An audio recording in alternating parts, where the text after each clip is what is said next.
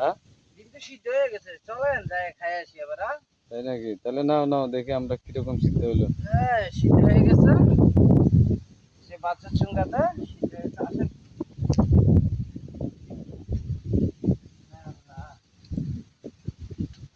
আমি পলিথিনটা নিই, পলিথিনটা নিলাম। আমাদের এখানে তো ড্যাগ দেখছি নাই, পুকুর পাড়ে করতেছি, পেলাম। এই যে ডিমগুলো এখানে ঢাললাম, 4 পিস সিদ্ধ হয়ে গেছে। এই যে আমার পাতি হলো এটা, এটার ভিতরে সিদ্ধ করছি, ওখানে ভাপ উঠতেছে। এই যে 4টা ডিম সিদ্ধ করলাম। মাছরাঙ্গা ডিম এত সুন্দর! হ্যাঁ সেই খাইতে সেই স্বাদ। সেই স্বাদ। হ্যাঁ তাহলে বাবা ছুলে ফেলো দেখি কিরকম। আমার হাতটা একটু ধুয়ে নিই, ঠিক আছে।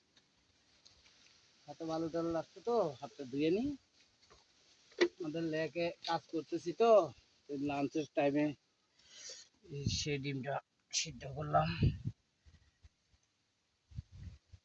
না তোমার এই যে অদ্ভুত একটা হাড়ি, মানে যেটার মধ্যে ডিম সিদ্ধ হ্যাঁ করলো আর কি। সেই স্যার হাঁড়ি বানাইছি বাঁশ দিয়ে। দেখার মতো জিনিস। মাছ সারাঙ্গের ডিম তো, চামড়া গুলো একেবারে পাতল তো, চুলতে একটু সময় লাগবে।